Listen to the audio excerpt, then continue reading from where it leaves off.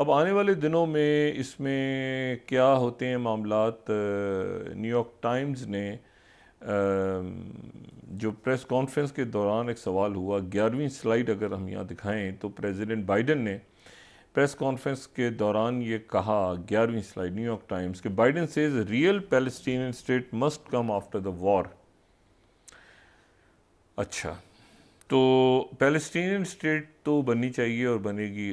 और दूसरी जो बात ये हुई पिछले 24 घंटों में कि अक़वाम मुत्तहिदा की सिक्योरिटी काउंसिल में जंग बंदी की करारदाद मंजूर हो गई।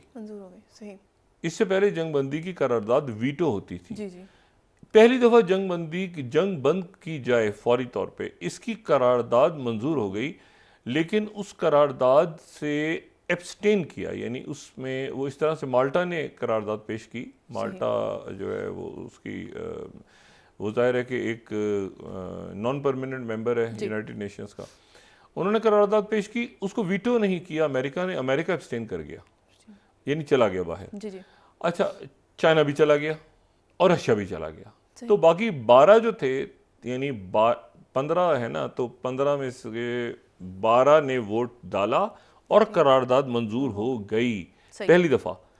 लेकिन सवाल ये कि अब इस पे अमल दरामद कौन करवाएगा। ठीक है। अच्छा, रशिया की करारदाद में जो अल्फाज, उसको रशिया की करारदाद जो थी वो पेश हुई, उसको अगर अमेरिका मंजूर करता या अमेरिका उस पर एब्सटेन कर वो गड़बड़, तो माल्टा से करवाई। अमेरिका ने वीटो नहीं किया, पहली दफ़ा अमेरिका ने वीटो नहीं किया जंगबंदी की करारदाद को, बल्कि पास होने दिया। अच्छा, अब ये मामला है कि जंग तो इस वक्त रुकी हुई है। जंग एक तरह से रुकी भी हुई है, एक तरह से हो भी रही है। यानी हो किस तरह से रही है कि वो एक गुरिल्ला वॉरफेयर की शक्ल इख्तियार कर गई है, क्योंकि जो इसराइली फौज है, यानी पहले तो बॉम्बिंग हो रही थी ना, पहले तो बिल्डिंग्स उड़ा रहे थे, अब बिल्डिंग उड़ा नहीं रहे, वो अंदर चूंकि खुद घुसे हुए हैं। शिफा हॉस्पिटल में पिछले 48 घंटे या मेरे ख्याल से 50 घंटों से अंदर घुस के पता नहीं क्या तलाश कर रहे हैं, खुदा जाने।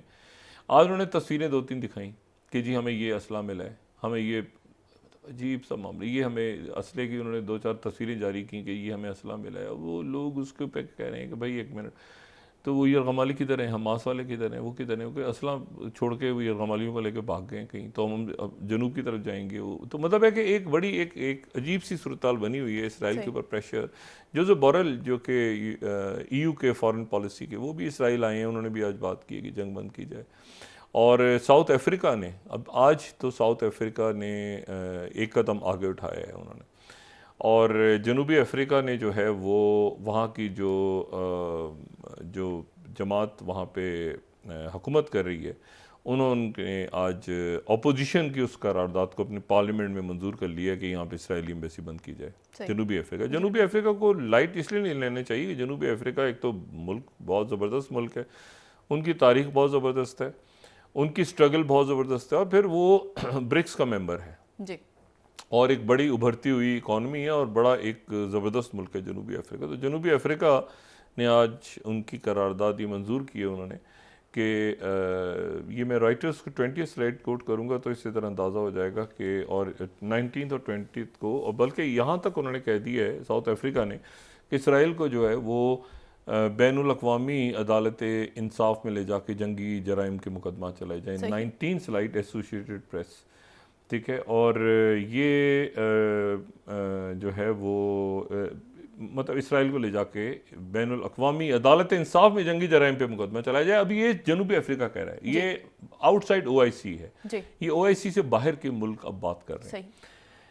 तो बात ये सारी कि ये जो प्रेशर है, राइटर्स अगर हम देखें 20 उनको कोट करें तो ANC उनकी हुक्मरान जमात है, वो उन्होंने आज बैक कर दिया उस मोशन को। ये मोशन जो है ये पेश किया था, करारदाद पेश की थी अपोजिशन ने, उन्होंने बैक कर दिया कि एम्बेसी को बंद कर दिया जाए और यहाँ से इनको निकाला जाए सफीर को।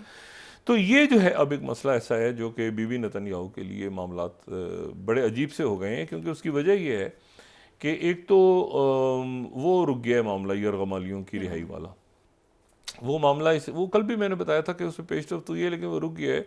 मैकर आए हुए हैं यहाँ पे, मुझे एग्जैक्ट वो ज़ाहिर ट्रैवल कर रहे हैं, इजिप्ट भी है उसमें, ईरान भी कहीं बैकडोर पे।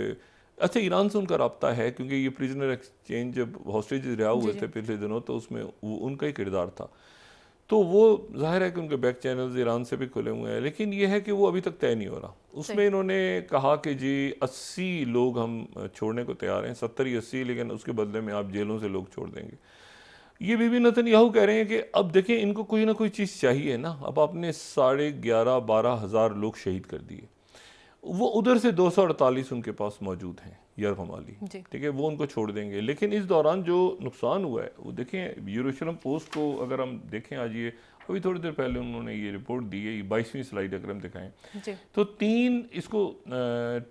3 और सोल्जर मारे गए हैं, ठीक है। उन्होंने इस्माइल हनिया के घर पे, अभी ये फिगर है अभी की, 1200 मर्डर मारे गए हैं लोग, ये इसराइल के, ठीक है। 3 और मारे गए हैं। अच्छा, 3 कैसे? ये गुरिल्ला जंग जो अंदर हो रही है, तो 1200 मारे गए हैं 7 अक्टूबर से, जिसमें 341 सिपाही हैं, फौजी हैं उनके, सही। 238 होस्टेज हैं हमास के पास, 4 होस्टेज रिलीज हुए, 1 को रेस्क्यू करवाया था खातून को उन्होंने। तो मुझे बताएं ये क्या है?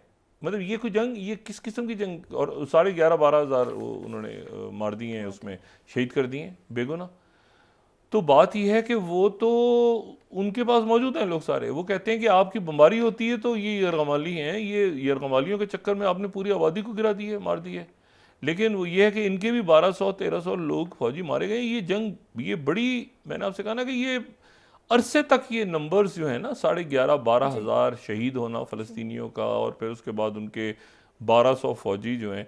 ये जो जंग हुई थी ना, ये 2006 की, उसमें मैं वहाँ पे था, अगर लोगों को याद हो तो वहाँ से कवर किया था जंग को। इस जंग को, जो हिजबुल्लाह की जंग हुई थी इसराइल के साथ, तो उसमें 200 के लगभग, उस पूरी जंग में 200 के लगभग फौजी जानों से गए थे इसराइल के, सही। और 700-800 लेबनान के लोग थे। ये जो है, ये 1200 पहले ही झटके में 1200 फौजी इनके चले गए हैं, उधर से 11-12 हज़ार फ़लस्तीनी शहीद हो गए, उसमें बच्चे बहुत बड़ी तादाद में।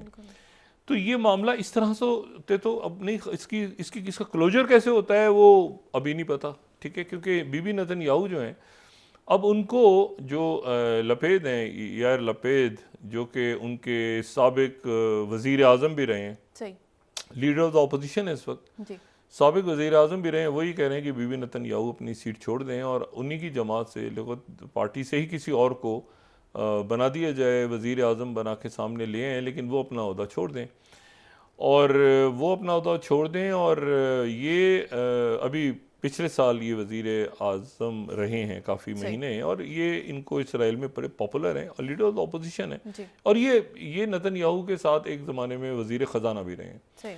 इन्होंने कहा है कि जी आप लीडर ऑफ द अपोजिशन के, आप, हम नहीं लेना चाह रहे, आप अपनी ही पार्टी में से किसी और को ले आए, लेकिन बीबी नेतन्याहू को तो हटाएं कम से कम, क्योंकि ये जंग सबको, मतलब अब तो बॉम्बिंग भी कर दी, अब तो फौज, ज़मीनी फ़ौज भी भेज दी, अब तो सब कुछ हो गया। वो कहाँ हैं? यरगमाली नहीं मिल रहे, सुरंगें नहीं मिल रही, वो कहाँ ले गए हमास वाले? वो कहीं हैं भी गज़ा में, इतना तो गज़ा है, गज़ा में हैं भी या नहीं है, कहीं सुरंगों से कहीं निकल गए हैं, ना कुछ सुरंग मिल रही है, ना कोई असला मिल रहा है, ना कोई, मतलब ज़मीनी हमला कब से आप देखें शुरू हुआ है, और एक एक हस्पताल में घुस रहे हैं, मार रहे हैं लोगों को।